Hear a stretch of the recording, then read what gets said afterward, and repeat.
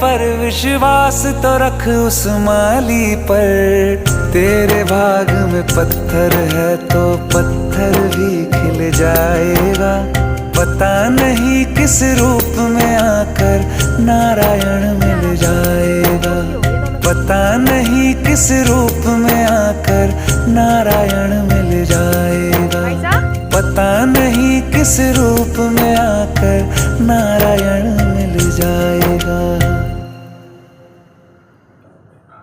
तो आराम से बैठा हुआ है, मतलब नाने